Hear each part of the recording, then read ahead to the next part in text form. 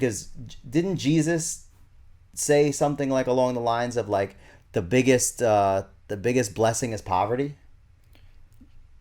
Yes, he said a lot of that stuff, like the Beatitudes, it's called, like the meek will inherit the earth, the blessed are the poor, blessed are the, all these, Jesus's message. And let me preface this by saying neither of us, or for myself, I'm not Catholic or Jew. It's not a specific religion, but I can appreciate different things from all of them for what I believe.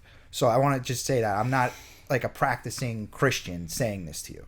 But one of the things that Jesus did was reach out to the poorest in society, the outcasts. Those were his people. Why is that? Because they're the ones that are longing for something better. What does the rich person, the rich king in ancient Judea care about what Jesus says? Well, it still took him 500 years or 1,000 years to be heard. So that's like couple us. Hundred. I think 300. It was after his death. Constantine switched everything to Christianity. About 1,000. I think it was about 1,000, 500 to 1,000 years, because you figured that was around 1100 AD that Constantine. No, that was 300 AD. Constantine was 300. Yes. I thought it was 1100. It was 300 AD. When I'm not good 300 with the dates. years after Jesus, the Roman Empire switched, because there's still the Roman Empire. So how long is it going to take for people to watch our podcast? Is it going to take 300 years? Longer. I don't know if our message is that good. You got to climb to the top of the Himalayas and find the monastery, and if you want it, we're here for it. So then let's give them some information like we're talking about. So what do you think? Do you think that technology used to be better and has gotten worse, or do you think like there is some type of you tell me what you think? It depends on how you view yourself, and it depends on what you think the goal of society should be. I mean, there's no winners and there's no losers, and I don't really have an opinion on it. I know that the more you depend on technology, the further you get away from your sense of self. I know that collective reasoning is a good thing to a degree, but it's also kind of a bad thing. Look at woke culture. Woke, like the cancel woke culture of people like attacking someone for something that they say on social media. That's collective reasoning. Yeah. Yep. And it's nasty. These people are nasty. I've read articles about aliens that they can all read each other's thoughts, so there's no need for communication, like verbal communication, and it gets so to the point that I believe that they won't do anything to harm or to embarrass their own individual self, that their thoughts become totally hive mind, groupthink thoughts, because they're so conditioned from when they're first created or born or whatever you want to call it. I don't even know how they come into existence. Right. Probably some type of mechanical. But it's from the very beginning, they have a whole collective entity that's listening. Like all of them are listening to your thoughts. Right. So you can't even have an impure thought. You can't be dishonest. Like is that where we're headed? Is that part of our evolution? Because I know during our different spiritual talks that we've had over the years, we've talked about this, and we've talked about an evolutionary journey that ends in a collective whole, where everyone is connected. Is technology the answer to that? Do you still think that's where we're going? Do you know who Descartes is? No. Okay, so Descartes was a French philosopher, and he's the one who came up with the "I think, therefore I am." Okay. But you end up in something called the Cartesian circle, because in order to be, you have to think. In order to think, you have to be. So I think this is what he was talking about, the major Cartesian circle, which is that there's an original idea, and if it starts off with one, then that one is its own collective reasoning. It's one thought, one everything, and that could be all of us together as one. That could mean that. But then that one creator sought to view itself in every facet. Like I always say, the murderer, the saint, and all of everything in between. So the first thing is to get all those personalities out there, all those experiences out there. So always what we're trying to do is get back to the source. Everybody's always trying to get back to the source. Let me just because in case people don't know what you're talking about, I'm going to use quotes, but you're talking about God is the one. So when there was just God, there is no perception, because if it's just you and nothing else, there's nothing for you to perceive or contrast against. So the only way for him to have any experiences was to send out his life force. I know it sounds woo-woo, but like all these different beings throughout the universe, so he can experience through each of them. That's what you're saying. Right. But good and bad. But then now, as a portion of the whole, because that's what we are, a portion of the whole. As a portion of the whole, we're trying to get back to being the whole. Right. Which I think social media is like a really like weird, like incongruous way of trying to do that. That's why I said is technology part of it. Maybe that's how we get there. Maybe it is. Maybe it is.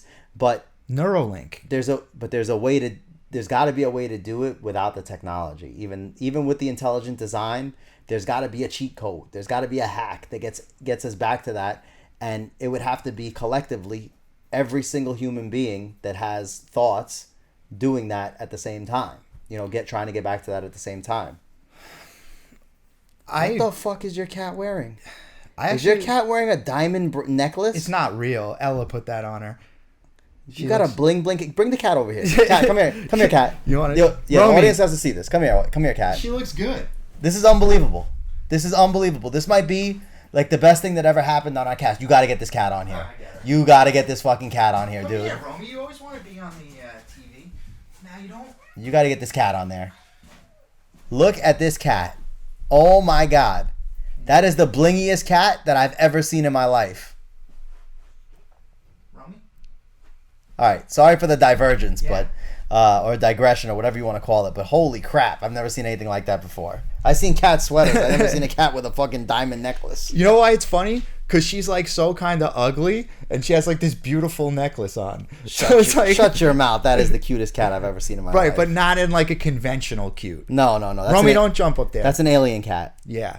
So speaking of aliens, is that where you think that technology's taken them? Because I want to go back to the childbirth thing.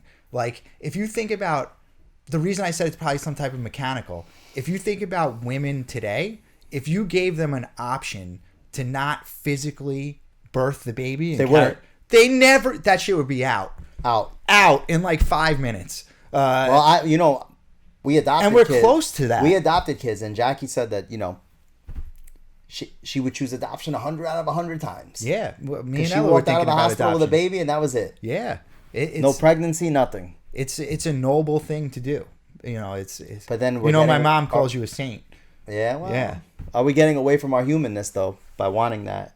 I mean, does humanness even fucking matter? Like this is the conversation that we're having. Is like, does any of this shit fucking matter? Does it even matter that we're even doing this fucking show right now? Like, does it matter? It doesn't matter. It matters because it makes us feel fulfilled.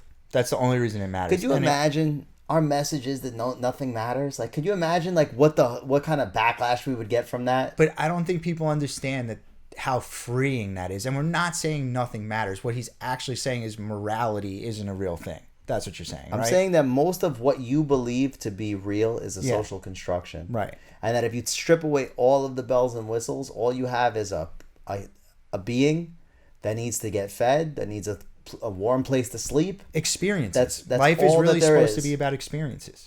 That's what it's about. Like you said, with the source, you want to have the best experience you can here. But why are you trying to worship God though? If you're trying to have the experiences, the whole fucking I don't point think was that to the have the religious experience. people are trying to worship. I don't think they are trying to have the experiences. I think they're trying to worship God, and I think that's the mistake of organized religion. Me too. That God just wants you to live life and enjoy it. Like, what did God say at Sinai? God said, "I am." Not "I am God," not "I am a supreme being." I am. So why is the goal not just to be? That should be the goal. But so many, I think it comes back to like religion is so corrupted by their power. These institutions were so powerful for so long, and it corrupts everything. Like we were talking. Here's a question. Has there ever been an organization or person in history not corrupted by power in some way? Is that possible? Absolute power corrupts absolutely, right? That's what the I founding didn't even fathers know that said. was a statement. The founding fathers said that. Benjamin Franklin or one of them said that. But I can see it. Because Thomas Jefferson, one of Right. those old motherfuckers. Yeah, and they were wise beyond their years. I mean, the Constitution that still stands up today. I mean, obviously we have our trouble, but they foresaw problems that are happening today. 200 and however many years later. So you know where I'm going to take this, right? I'm going to have to take what I always do. I'm going to have to take it back full circle. Tell me. So how can we sit here and talk about religion and not say that it's some type of insecurity that outwardly you're saying that you're a good person, but inside you're saying, I'm not good enough. I have to do better than what I'm doing. I can't just be. I have to actually listen to what it says in a book to do, and I have to listen to this pundit, priest, or whatever you want to call him, or imam, or rabbi. That really doesn't know shit. Otherwise, Yeah. I'm not good enough, and I'm going to remain being good enough. And some people take their determination. Well, you want to be in the club, you got to do this, this, and this. Yep. That's what religion tells you. And you know what? They make unattainable goals. Just like society makes it. It has nothing to do with money necessarily. They make unattainable goals.